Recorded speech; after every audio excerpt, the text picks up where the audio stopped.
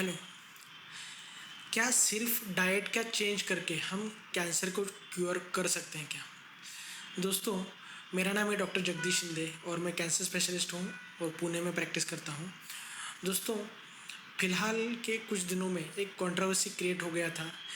हमारे इंडिया के एक जाने माने क्रिकेटर सिद्धू साहब जो हैं, उन्होंने एक वीडियो रिलीज़ करके एक प्रेस कॉन्फ्रेंस करके एक बात कही थी कि उन्होंने उनके वाइफ के बारे में, उनको जो कैंसर हुआ था उनका ट्रीटमेंट उन्होंने डाइट करके किया था। मतलब डाइट के कुछ प्रोटोकॉल फॉलो किए और जिसकी वजह से उनके वाइफ का कैंसर क्योर हो गया।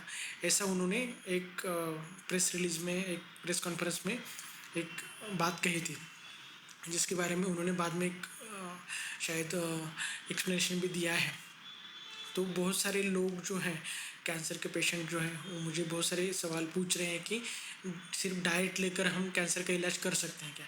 तो आज मैं डाइट के रिलेटेड जो आपके सवाल हैं उसके बारे में, जो मिथ्स है, जो अफवाहें हैं, उनके बारे में मैं आपको यहाँ पर जवाब देने के लिए आया हूँ।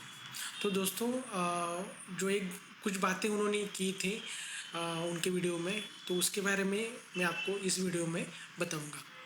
तो एक बात उन्होंने की थी कि उन्होंने उनके वाइफ के डाइट में चेंजेस किए थे। तो उसमें उन्होंने बताया था कि इंटरमिटेंट फास्टिंग करना है। तो उन्होंने एक्सप्लेनेशन ऐसा दिया या फिर थ्योरी ऐसी लगाई थी कि अगर पेशेंट को, कैंसर पेशेंट को हम बहुत देर तक भूखा रखते हैं, जैसे कि इंटरमिटेंट फास्टिंग करते हैं, तो उसमें दो खाने के बीच में 12-14 घंटे का अगर गैप रखते हैं, तो कैंसर सेल जो है वो, शुगर अगर उनको उसको कम हो जाता है तो सेल मर जाते हैं। तो ऐसा उनका कहना था। तो मेरा ये कहना है कि इंटरमिटेंट फास्टिंग करके या फिर डाइट प्रोटोकॉल फॉलो करके या फिर शुगर कम करने से कोई भी कैंसर का सेल डेड नहीं हो सकता है, क्योंकि अपने बॉडी में हमेशा उतना मिनिमम अमाउंट ऑफ शुगर रहेगा जो कैंसर के सेल को ज़िंदा रखने के लिए सफिशिएंट है। तो किसी भी प्रकार का डाइट का प्रोटोकॉल फॉलो करके या फिर शुगर को रिस्ट्रिक्ट करके या फिर कोई प्रकार का फ्रूट का जूस लेके, किसी वनस्पति का जूस लेके या फिर फ्रूट्स लेके कैंसर क्योर नहीं हो सकता है। तो मेरा ये कहना है कि कोई भी प्रकार का डाइट फॉलो करके, सिर्फ डाइट फॉलो करके हम किसी कैंसर को क्योर नहीं हो सकता है। एक बार कैंसर हो गया है तो उसका प्रॉपरली ट्रीटमेंट लेना पड़ेगा। जो भी प्रोटोकॉल्स है, आपका कीमो है, रेडिएशन है, सर्जरी है, जो जिस प्रकार का ट्यूमर है, जिस प्रकार का स्टेज है, उसके अनुसार ही हमको ट्रीटमेंट करना पड़ता है। किसी भी प्रकार के डाइट से एक बार कैंसर हो गया तो वो क्योर नहीं होगा। आज की इस वीडियो में मैं आपको बताऊंगा कि डाइट का इम्पोर्टेंस क्या है, कैसा डाइट करना चाहिए, उसका भी इम्पोर्टेंस आपको मैं समझाऊंगा। देखिए, क्या है कि सही डाइट होना बहुत ज़रूरी है ड्यूरिंग ट्रीटमेंट भी, और अगर किसी को कुछ बीमारी नहीं है तो भी डाइट अच्छा होना बहुत ही ज़रूरी है। तो डाइट का इम्पोर्टेंस कब आता है? तो प्रिवेंशन के लिए अच्छा डाइट अगर आपका है, आप अच्छी तरह से फ्रूट्स खा रहे हैं, वेजिटेबल्स खा रहे हैं, प्रोटीन्स सफिशिएंट क्वांटिटी में आपके डाइट में है, आप ओबेज नहीं है, मोटापन नहीं है आपके केस में, आप ज़्यादा फ्राइड चीज़ें नहीं खाते हैं, तो ये सब चीज़ें जो हैं वो कैंसर प्रिवेंशन के लिए बहुत इम्पोर्टेंट है, जिससे हम कुछ कैंसर्स को प्रिवेंट कर सकते हैं। तो अच्छा डाइट होना ये काफ़ी इम्पोर्टेंट होता है प्रिवेंशन के लिए। ठीक है। तो हम बहुत सारे ऐसे कैंसर्स हैं जो ओबेसिटी की वजह से होते हैं। ब्रेस्ट कैंसर है जिसका पॉजिटिव एजेंट ओबेसिटी हो सकता है। बाकी सारे पेट के कैंसर्स हैं जिनमें डाइटरी जो चीज़ें हैं वो काफ़ी सारी इम्पोर्टेंट हैं।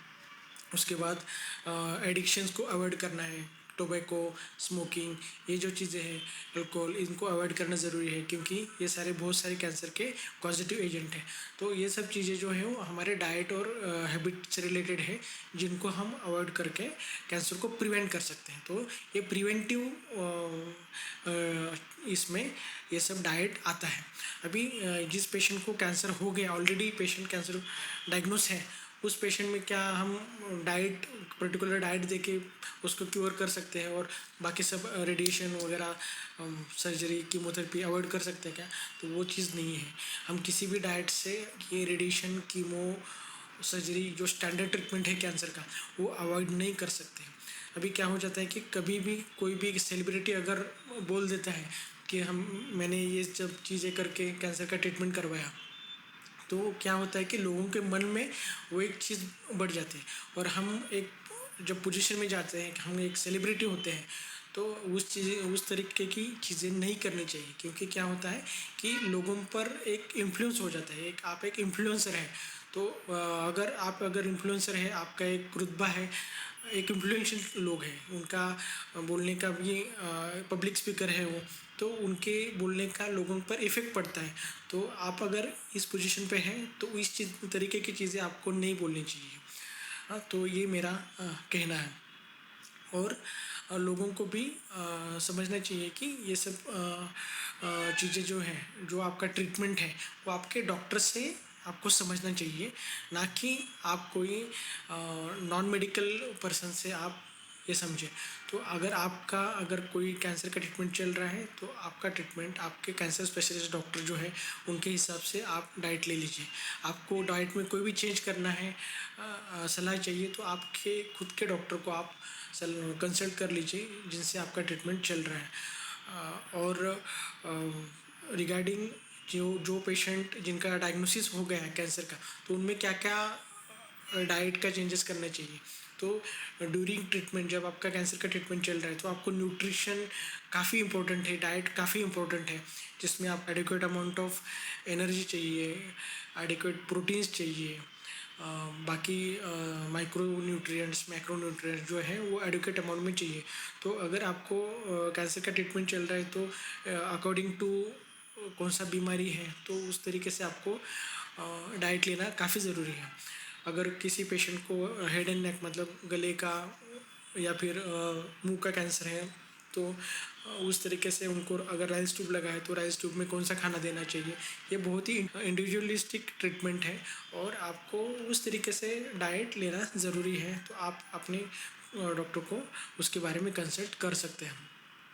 मैं डाइट के बारे में और ज़्यादा वीडियोस इंफॉर्मेशन देने का कोशिश करूँगा आगे के फ्यूचर में। अगर आपको स्पेसिफिकली कुछ वीडियो चाहिए, तो मुझे आप कमेंट बॉक्स में बता दीजिए, मैं आपको उस तरीके का डाइट के बारे में वीडियो देने की कोशिश करूँगा।